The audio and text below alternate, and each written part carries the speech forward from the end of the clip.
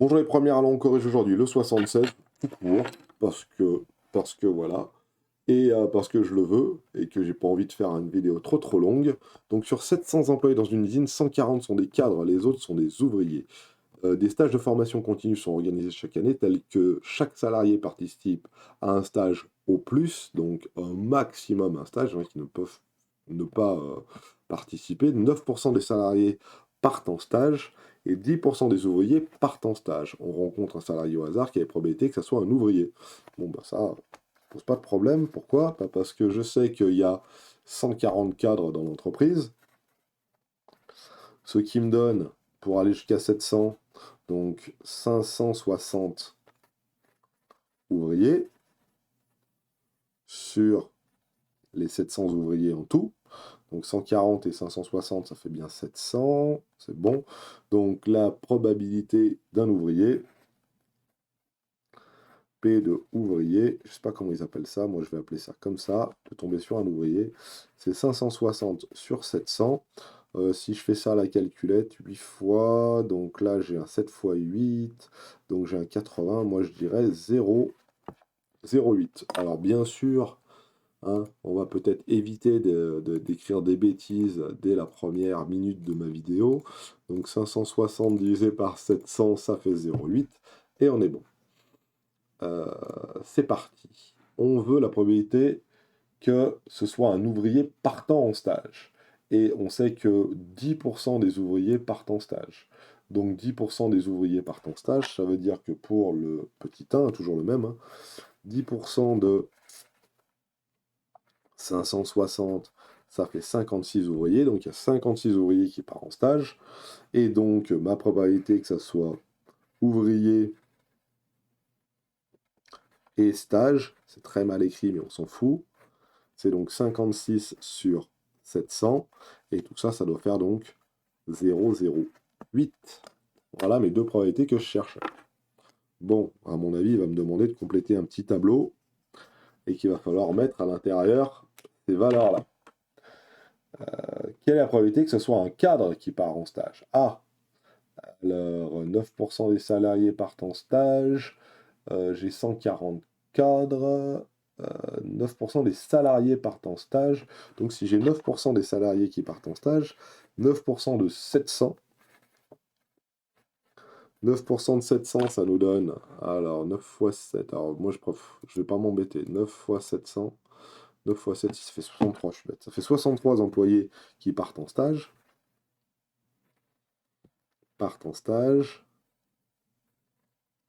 9 fois 7, j'étais obligé de faire 9 fois 7, je rêve. À la calculette, on va vite l'enlever, ouh c'est moche.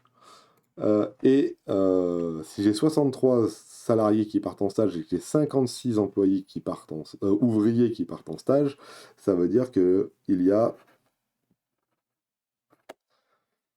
donc 56 pour aller jusqu'à 63, il y a donc 7. Non, qu'est-ce que je dis 7? Oh là, quelle horreur. Si, 7. 56 et 7, ouais. 7 cadres qui partent en stage. Ok? Qui partent en stage. 7 cadres qui partent. Qui partent en stage.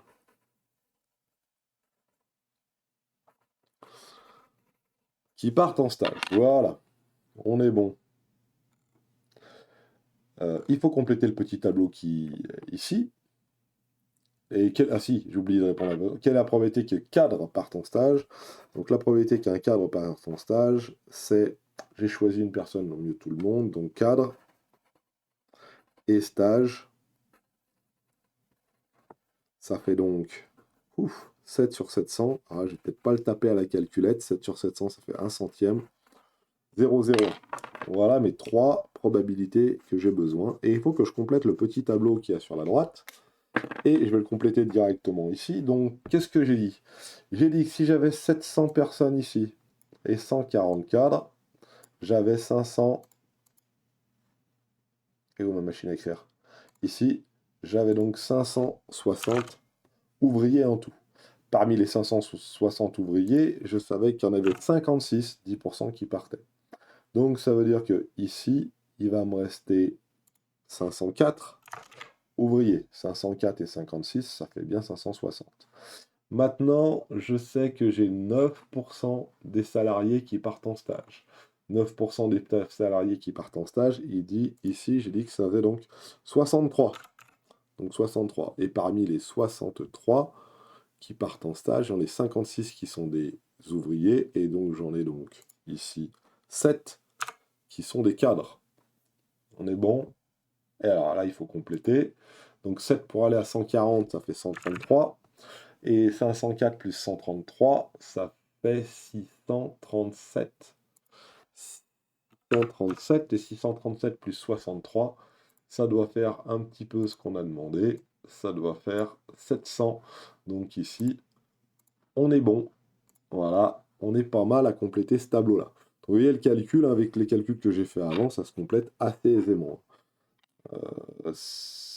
700 moins 140, 560, 10% de 560, ça fait 56, 56 à 504, ça fait 560, etc., etc. On arrive à se dépatouiller, surtout avec les deux informations qu'on a là. Voilà. Recopier et compléter le tableau ci-dessus, il se fout de moi. Ça, c'était le 1. Et chaque stage dure 10 jours pour un ouvrier, 8 jours pour un cadre. On note X à variable qui compte le nombre de jours de stage suivis par un salarié de l'usine. Alors, petit 2, X c'est le nombre de jours. Nombre NB jours, voilà, de stage. Donc X il peut être égal à... Alors attendez. Hein, le nombre de jours de stage suivi par un salarié. Donc le salarié ne peut pas partir. Le salarié peut partir 10 jours ou 8 jours si c'est un cadre, et 10 jours si c'est un ouvrier. Voilà.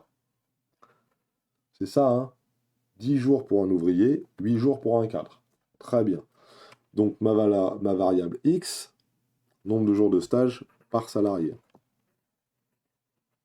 Elle peut aussi valoir 0, ça c'est important. Ok. Alors, on va essayer d'établir la loi de probabilité de cette variable aléatoire. Et pour ça, on va mettre un petit k ici. Dire que k il peut valoir 0, 8 et 10. Et calculer p de x égale k. C'est bien x, ouais, c'est x. Voilà. On est bon. Alors, quelle est la probabilité que le salarié parte 8 jours? Bah, s'il part 8 jours, ça veut dire que c'est un cadre. Et quelle est la probabilité que le cadre parte en stage? Bah, 0, 0, 1. Et ouais, les cadres et stages, 0, 0, 1. Quelle est la probabilité qu'il parte 10 jours? Bah, faut que ce soit un ouvrier. Donc dans notre cas, à nous, c'est 0, 0, 8. Ah, c'est 7 sur 70 ou 56 sur 7 sur 700 ou 56 sur 700. On est d'accord? C'est bon. Et alors, quelle est la probabilité qu'il y ait 0 jour de stage attribué? Bah, 8 et 1, ça fait 9. 9 pour aller à 100, ça fait 91. Donc, on a donc 91% de chance que l'ouvrier ne parte pas. Voilà. Que l'ouvrier, que le salarié ne parte pas. Donc, on a bien 0 jour de stage.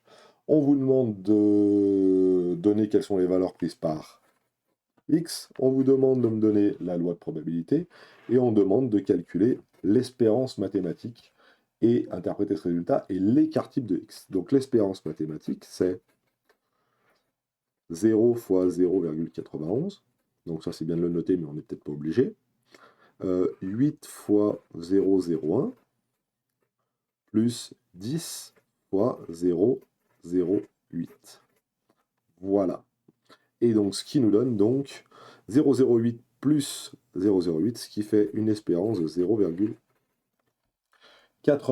Donc, si vous regardez tous les employés de cette entreprise, ils partiront en stage un jour par an, environ 0,88 jours par an, ce qui n'est pas vraiment beaucoup. Vous allez me dire, oui, mais alors il y en a quand même qui partent 10 jours. Oui, mais la plus grande majorité, donc 91%, ne part pas du tout. Donc si 91% ne part pas du tout en stage, eh ben forcément, ça va être un peu plus problématique. Ça, c'est 91%, 637 sur 700, ça fait bien 91%, on peut vérifier, hein. Parce que j'ai un petit doute et qu'il se fait tard, divisé par 700. Oui, 91%, on s'est pas trompé, c'est bon. Donc voilà, calculer l'écart type maintenant. Donc l'espérance mathématique de la variable x c'est 0,8. Donc 0,8 jours de stage par an par ouvrier. Par ouvrier et par an. C'est par an, je crois. C'est pas grand-chose. Et l'écart type. Donc là, on va pas trop s'embêter. L'écart type, on va mettre tout ça à l'intérieur de notre calculatrice. Sans se tromper, en espérant ne pas se tromper. Stat 0, 8, 10. Je remonte 0,91, 0,01, 0,08. Oula. 0,0. Aïe, aïe, aïe. 8. Voilà. On n'oublie pas de dire à la calculatrice, là, dans le menu calque, ici, et dans le menu 7, là, que ma liste 2, c'est ma liste des fréquences. Donc, il faut bien que je spécifie ici liste 2. Je vais dans un var qui est là. Et je note que ma moyenne, c'est 0,088, ce que j'avais trouvé ici, mon espérance mathématique, et que mon écart type, c'est de 2,88 jours. 2,8 jours. Donc en effet, si je choisis un salarié, hein, et ben, son nombre de jours de stage s'écartera de 0,88 de 2,8 environ. Donc la plupart du temps, ce sera normalement positif. Hein, mais il y a un écart type de 2,8 jours environ pour cela. Voilà pour l'écart type. Et on se retrouve pour une autre vidéo pour les exercices 103, 104, 105.